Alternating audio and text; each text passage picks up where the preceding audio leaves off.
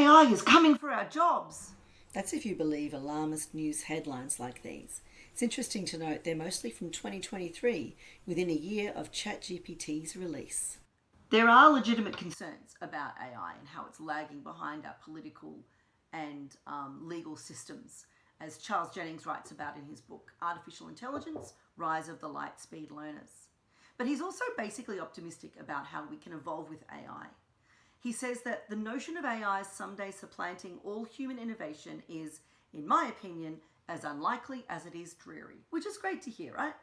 Maybe we're not heading for a Matrix-style future, where we become food for our robot overlords. ChatGPT is a really interesting example to look at. It's just over a year old, but it's already being used by many people all over the world, like marketers, students, and coders, to help them get to the end product more quickly. A friend who's a coder uses ChatGPT to save time on repetitive tasks, like database construction, code checking, and more. The key is in the creativity of the human and the intelligence that he uses in the prompt that he provides to ChatGPT.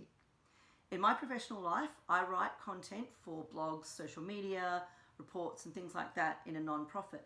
And I use ChatGPT sometimes to help me come up with new, fresh ways of saying the same thing that I have to repeat over and over again. Please donate to us. Come to our event. Please support us. We work with AI. We edit it, slice and dice it to make sure it fits our style. We don't just prompt, copy, and paste. This way of working with AI is what's being described as collaborative intelligence. So this is a new concept that's emerging, and it means where humans and AI are working together to come to a better result more quickly than we could do on our own. Collaborative intelligence is a glimmer of hope in the uncertainty about how AI will impact our work, our jobs, and our creativity into the future.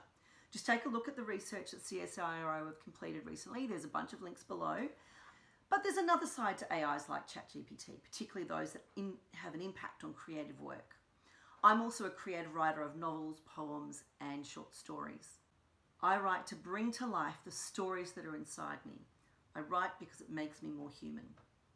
At work in my job, we use ChatGPT to short-circuit the process of writing to get to the outcome more quickly. But as creative writers, that's not why we write. And this is a perfect example. Here's what ChatGPT created when I asked it to write a poem about butterflies in the style of Sylvia Plath, who's one of my favourite poets. To paraphrase Nick Cave, this is a travesty. It's a mimicry, a replication. It's not Sylvia Plath's poetry. ChatGPT is focused on the product. It spat these 2 stanzas and 5 equally bad ones out in less than a minute. But that's not why I write. I don't write to short circuit and get to the end more quickly. I write for the experience that it brings me. I don't want to short circuit the rush of blood to the heart. I don't want to short circuit the ability to replicate the human experience and to help other people identify themselves and understand themselves better by reading my work. I write because of the bliss of imagination and the worlds I can create from my own mind. So, for now, I will leave ChatGPT to sit quietly in a corner as a bundle of inactive code as I write my creative novels.